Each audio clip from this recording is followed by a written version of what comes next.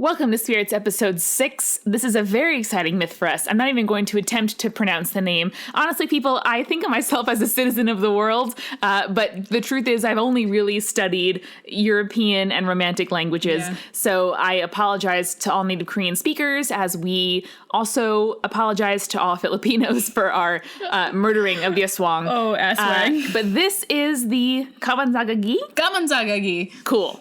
We did it correctly. You're gonna hate our pronunciation throughout. You'll notice how I don't say the name of the main character in this plot for like the last half of it because I can't remember how to pronounce it correctly. Yeah, and major props to Steve Johnson, friend of the show, who helped us out with some last minute on the spot translation. And what did we drink today, Amanda? We're drinking soju, which is a national beverage of Korea in many ways. Again, Steve, friend of the show, brought it to a VidCon and just had a wonderful time. It is slightly less potent than liquor, but way more potent than beer and wine. So it's a very good beverage in that you can drink a bunch of it, but also not get that drunk. So we had a bunch of soju. So we're only like 70% drunk, because opposed to 90% drunk. I'd rate this drunk as like a 5 out of 10. All right.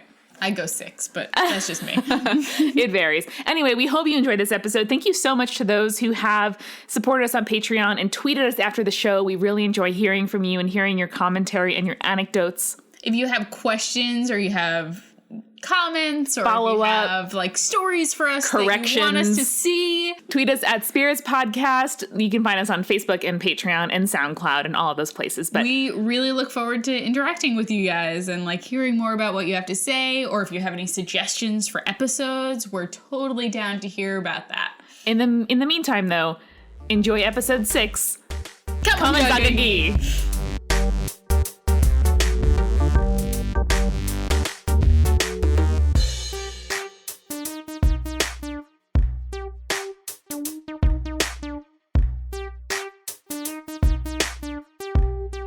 So today we are going to talk about Gameunjang. Very good. That didn't sound so bad. We'll try and see. Speaking of Korean, I am so sorry. It's as close as not as bad as the asswang. We're okay with like French, Spanish, what else? Irish, Gaelic, Celtic, etc. Those things we're okay with. I'm all right with Chinese names. This one I don't got. Gameunjang, which I'm probably gonna just keep pronouncing as like her. Every time you hear her, that's probably gonna be Gameunjang. Is basically the origin story of the goddess of destiny in Korean culture. Oh. I don't know. I feel like I should preface this. I don't know a ton about Korean mythology. I just saw this story and I thought it was really interesting, and I think it has some really interesting Western parallels too, and like kind of who took what from whom is going to be an interesting question later on. So. Yeah, borrowing of cultures. #synergy. #synergy. So the story's gonna actually kind of sound pretty familiar. We kind of talked about a similar-esque story in the past, and I'll kind of see if you can figure out which one.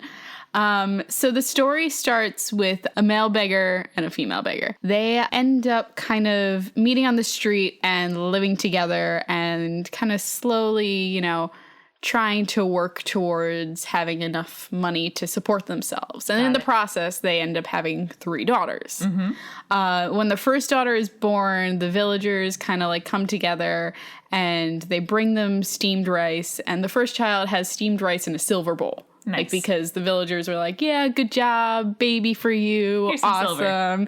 So they have the first baby. She's the silver bowl baby. She gets the bowl and the silver. The next baby is born, and the villagers are like, Second one, not as impressive. Brass bowl for you. Good. Is the next one going to get a wooden bowl? Yes! Yes! And literally, the name, I totally forgot how to pronounce it. The name of the person that I've said about 3 times already, and that's going to be it, comes from the word dark bowl baby. Wow. Dark bowl baby. For one. I'm going to replay the voice memo to refresh. Great. 가문장하기. 가문장하기. Gameunjang. Jinx, you're owe me a drink next time. You're drinking in my house right now. Gameunjang actually in Korean means dark bowl baby because she gets the dark wooden bowl, which is like the shitty little bit of child Three Bears kinda. in the Woods type thing going on. What is that bit called? The Three Little Bears? Goldilocks. Yeah. I just had to look at you for a second. I was like, really? After she's born, the family fortunes like start to accumulate. Like their luck changes. Dope. They're not beggars anymore. They're living in a real house. They're becoming like upstanding members of society. Started from the bottom. Now we're here. Started with bowls of rice and now we're here. They're living in luxury. They're super happy. They're super lucky. So a dark bowl baby? That sounds great. Yeah. Not the baby part, but the wealth. Yeah. Yeah. So one day the parents invite all of their daughters inside to like kind of talk and shit, and they're like, so, you know, who do we owe this good fortune to? It's very like King Lear, like, tell me what your favorite thing about me is. Flatter me, daughters. Yes. So the first two daughters are like, oh, we owe it to heaven and earth and then you two. And they're like, yes, very good. Golf claps all around. And so then Gameunjang comes in and she is like, yeah, you know, I owe it to heaven and earth and you guys and myself. Wow. And they're like, oh shit, that is not cool to say. Hubris up in here. That is not cool to say at all. Hubris. And so they're like, you know what? You can get the fuck out. Oh no. And they kick her out. Do their fortunes change? Amanda, we're gonna get to I'm just there. guessing. I'll stop guessing. She leaves and she's like riding a cow off into the sunset.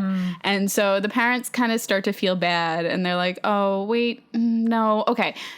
You two older daughters, you go and tell her that it's okay. We're sorry. We didn't mean to, whatever. But the older daughters are like, our parents are going to die soon. We want all that inheritance to ourselves. So they go and they tell Gameunjang, like, listen, our parents are going to beat you if you come back. They're going to beat you to death. You shouldn't come back. Just the wrong message. Like, terrible idea. And Gameunjang, like, doesn't know what to do, but, like, as soon as her sisters lied to her, they, like, turn into weird insects and mushrooms. Like, magic happens, and the two sisters, one turns into a blue centipede, and the other one turns into, like, a weird type of mushroom. Kind of cool. And then simultaneously, the parents, like, are looking out the window, and then, like, both fall, hit their heads, and go blind. What? Yeah. This is like triple story happening here. Yeah. There's poverty and wealth, right? That's item number one. Sure. Second, there's magical transformations into woodland creatures and fungi. And third, sun and blindness. Yes. Wow. I mean, totally, like, very, like, Cinderella, stepsisters get blinded by the birds when they... Precisely. Yeah, exactly. Right, because their vision was so blinded already by wealth and greed. So... Symbolism. So, Gameunjang rides off on her cow and finds another family of beggars. Right. And so This feels familiar. A little bit. So she's like, okay, may I dine in your home? And, you know, being super polite and hospitable, of course, they allow her to do that, even though they have very little. Nice. And the family is the two parents, and then they have 3 sons. Nice.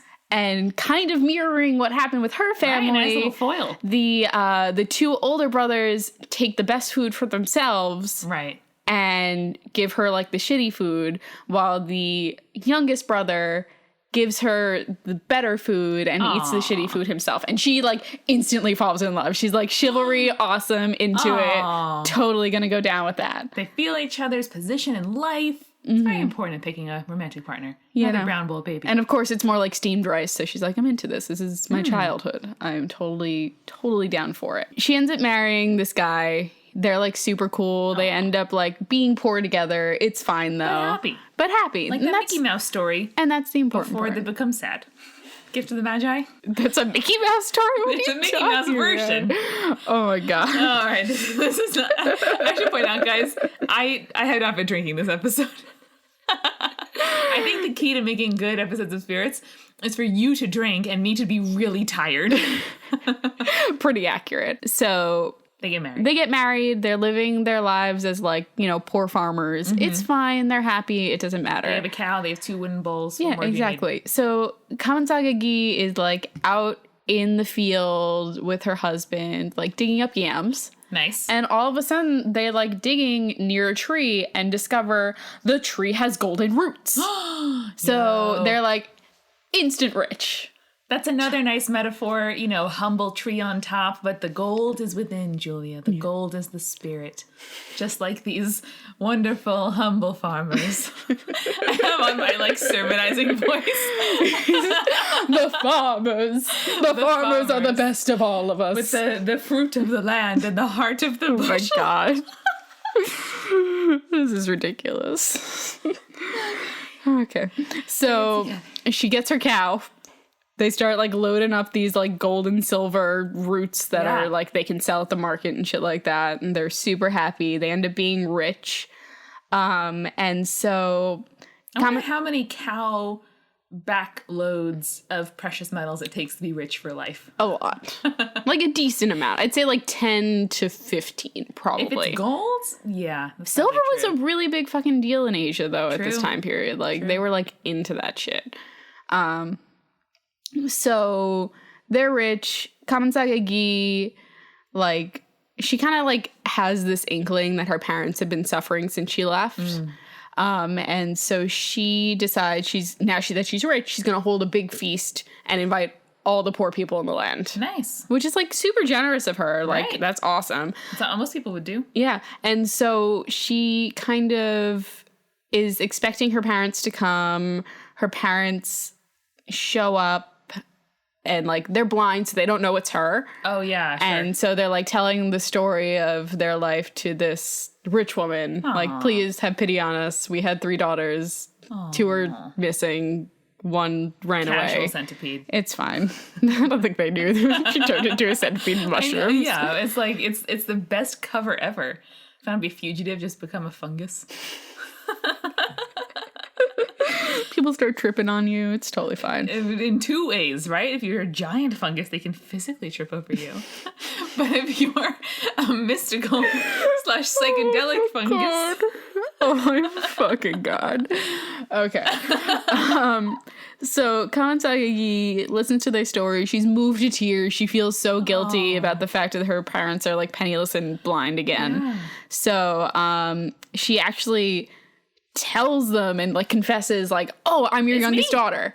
And they're all of a sudden their eyes, like, open up and they're not blind anymore. Oh. And they're like, how is this possible? And she's like, oh, you know, by the way, I'm the goddess of destiny and, like, of, like, fortune and luck. Surprise reveal. Surprise reveal. How did she know that? She's kind of like, it's like an awakening happened. She knew, like, in that moment. This so is she what's realized up. Too? Mm-hmm. Wow. She's like, listen, like, it wasn't an accident that my sisters turned into centipedes and mushrooms. By the way, that's what happened to my sisters. Sorry, Mom and Dad. I feel like that's okay. We hate them. So basically, she, like, ends up being this balance between good and bad luck, but, like, also is the goddess of, like, vengeance. It's super, super fun. Like, she got vengeance against her sisters. She gave back good fortune to her parents and gave good fortune to her parents when she was with them. Sure. So it's, like, a really cool thing. Her story kind of revolves around what comes between life and death. Sure. Kind of like wealth and poverty, or good fortune versus bad. Like the whole roller coaster of life. Yeah, exactly. So she's like the ups and the downs. Wow. And like, you know, she fits a lot of the bill that Korean folklore and mythology has. So, like, the yam digger is a big theme. The 3rd daughter, fortune, beggar feasts, blindness. Like, they're all, like, things that happen a lot. Yeah, it's like the greatest hits. Yeah. I don't know much about that, but I'll believe you. She's like the Korean Disney princess. Like, all those points are hit. Cool. Yeah. And so basically what happens with her is she is all about kind of a woman leaving home and bringing her own fortune to her, but also bringing fortune to, like, people around her. Making her own way, yeah. Like, and it's great because it's so nice to kind of see a story where the woman is the influencer rather than being influenced by outside sources. Word. Like, it's so cool to be like, you know, our goddess of luck, she's a woman. Right. And she, like, controls, like, how you're doing and, like, what's gonna happen to you and all that. Like, it's so cool that sort of balance of power is badass. Right, and a rare myth where following the rules brings you forward. You know what I mean? Yeah. Like following your true self and being true to your principles. Yeah. You know, brings everyone fortune in the end. And it's kind of, you know, the third daughter gets all the luck like we saw with Psyche. Psyche's the hot daughter. She gets the hot husband who's a lover and, like, you know. The two older ones are just freaking tumbling off that cliff forever. People just don't like those two older sisters. You want to be that third child. You do. You do. Is it Bailey or Austin who's the third child? They'll never know. They'll never know. Amanda's twin siblings are like 18 and still don't know who was born first. So it's just like, it's Amanda, Connor, and then Bailey or Austin. they're like lateral. They're on a level. They're like the twins from they slaughter the pig and they worship it, and like a bunch of boys on an island. What? The boys Lord Lord of the Flies are like those two twins on the island who, like, they're like literally in the book their two names are one name. It's like Teddy and Oliver. I know that's not the names, but like okay, this is vaguely coming back to me. Yes, or like Fred and George. Yeah. Oh, right in the feels. Wait, Julia. we needed at least one Harry Potter reference, or it's not a good episode. Cool. Well, I'll be curious to hear more about Korean mythology. I don't know much about it. Well, hopefully we'll get an actual expert and not just me trying really hard to say Korean names. I think you did an admirable job. Oh, well, I tried. And thanks to Steve for pinch hitting? Yeah. Pinch hitting. Sports analogy. Good job, Amanda. Thanks to Steve for pinch hitting with the pronunciation there. Yes. Much appreciated, Steve. Spirits was created by Julia Shafini and me, Amanda McLaughlin. It's edited by Eric Schneider with music by Kevin MacLeod and visual design by Allison Wakeman. Subscribe to Spirits on your preferred podcast app to make sure you never miss an episode. You can find us on Twitter, Facebook, and Tumblr at Spirits Podcast. On our Patreon page, patreon.com/spiritspodcast, you can sign up for exclusive content like behind-the-scenes photos, audio extras, director's commentary, blooper reels, and beautiful recipe cards with custom drink and snack pairings. If you like the show, please share with your friends and leave us a review on iTunes. It really does help. Thank you so much for listening. Till next time.